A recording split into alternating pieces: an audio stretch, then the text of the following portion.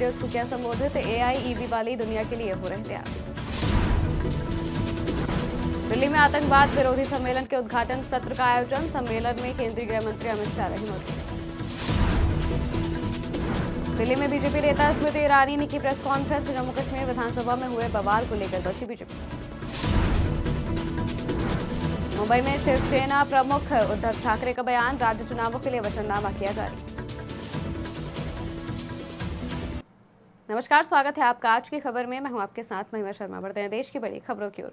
Sydney में विदेश मंत्री एस जयशंकर ने सीईओ और बिजनेस लीडर्स को संबोधित किया। संबोधन के दौरान उन्होंने कहा, हमारी सरकार के तीसरे कार्यकाल में हमने कुछ बड़े कदम उठाए हैं।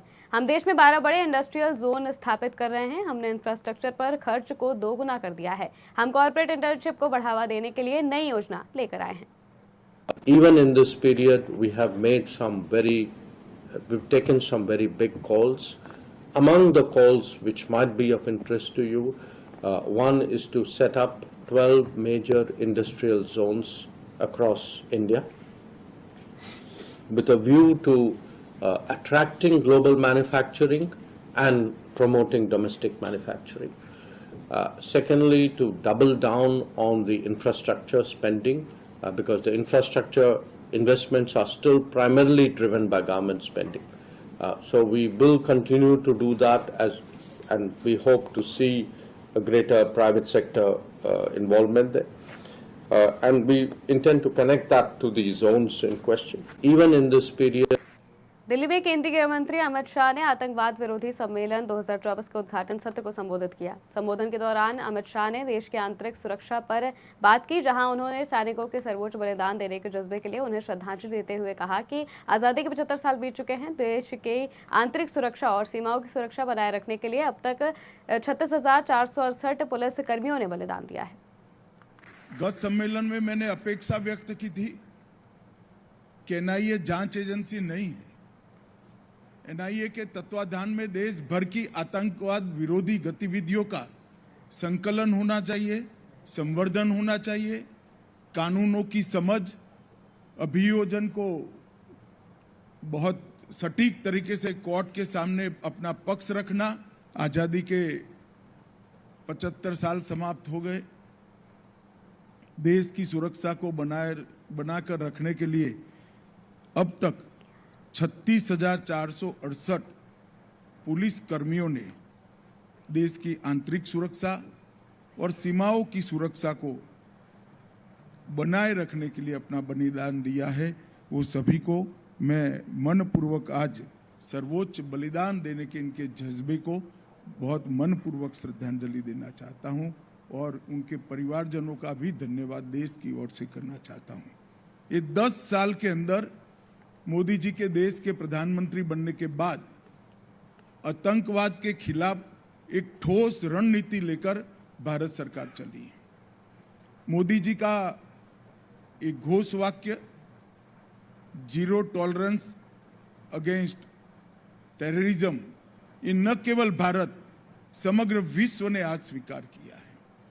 और ये 10 साल के अंदर भारत के अंदर टेररिज्म के खिलाफ लड़ने की एक मजबूत इकोसिस्टम खड़ी हुई।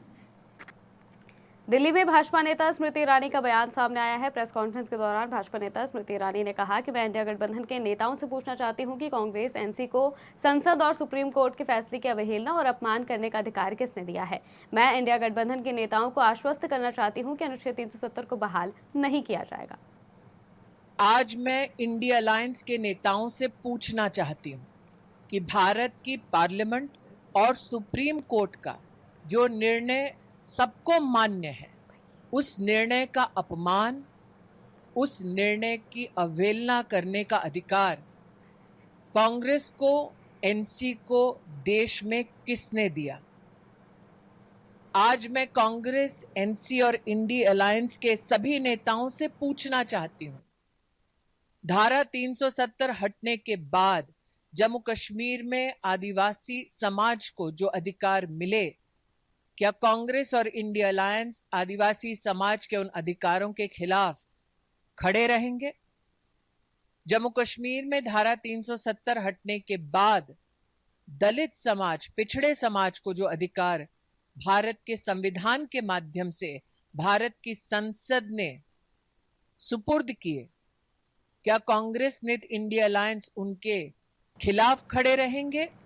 आज मैं इंडिया अलायंस के नेताओं से पूछना चाहती हूं। मुंबई में शिवसेना प्रमुख उद्धव ठाकरे ने बातचीत के दौरान कहा कि मैंने अभी शिवसेना की ओर से महाविकास अघाड़ी की सरकार आने के बाद हम क्या क्या करेंगे, जनता की सेवा हम कैसे करेंगे, उसके लिए हमने वचननामा जनता के सामने रखा है। हम जो कहते हैं वो करते हैं। हमने कई वादे पूरे किए हैं और आज भी हमने जो वादे किए हैं उन्हें हम जनता का आशीर्वाद मिलने के बाद पूरा करेंगे।